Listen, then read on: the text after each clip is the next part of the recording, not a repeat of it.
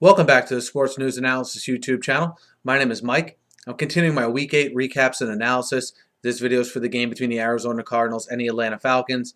This game played down in Arizona. Arizona wins by a score of 27-13. Arizona moves to 4-4, and the Falcons to a record of 2-5. And I think the key play in this game was at 7-6.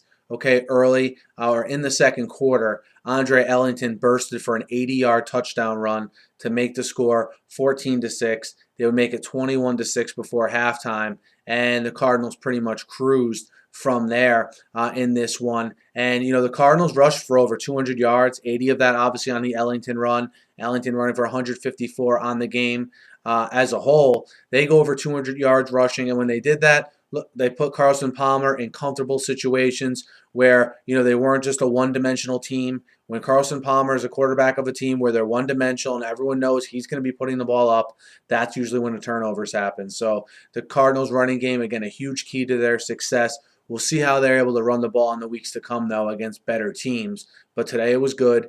Atlanta, on the other hand, Steven Jackson in his return from being injured, 11 carries for 6 yards. They run for under 30 yards as a team. Matt Ryan throws 4 interceptions in the second half. That makes it 9 interceptions in his last 2 games against the Cardinals. Matt Ryan right now is suffering from not having a good offensive line in front of him. He was sacked 3 more times today. Also, he has a lack of a ground game because of the lack of the offensive line, I believe.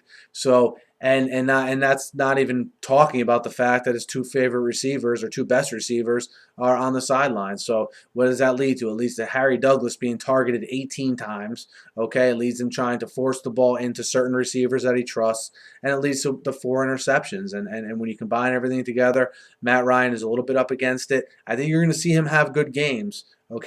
But if they're not able to get any semblance of a running game and play against a pretty good defense like the Cardinals, I think you're going to see games like this from time to time for the rest of the year for the Falcons. Certainly unexpected how the season has sort of unfolded for the Falcons, but coming into this one, being that I didn't think the Falcons would be able to run the ball at all, it was pretty evident to me that it would have to be Carson Palmer giving the ball up in order for Atlanta to stay in this one, and that didn't happen. Palmer only had to throw the ball 18 times because of the success that running game had that I talked about earlier. But now, the Cardinals are 4-4.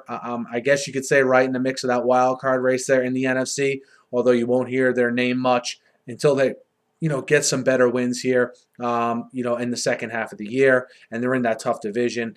And the Falcons are 2-5 at this point. They have games left against Green Bay, Seattle, 1 more against the Saints, 2 more against Carolina. So certainly the schedule not in their favor heading into the last half. So I'd be shocked if they made a playoff run at this point. But let me know what you guys thought of this game. Hit me up in the YouTube comments. Hit me up on Twitter at SNewsAnalysis. Be sure to subscribe to my channel, guys. I preview and recap every game every week, and I'm always talking the news of the day in the NFL. So be sure to subscribe. Thanks for listening, and have a great night.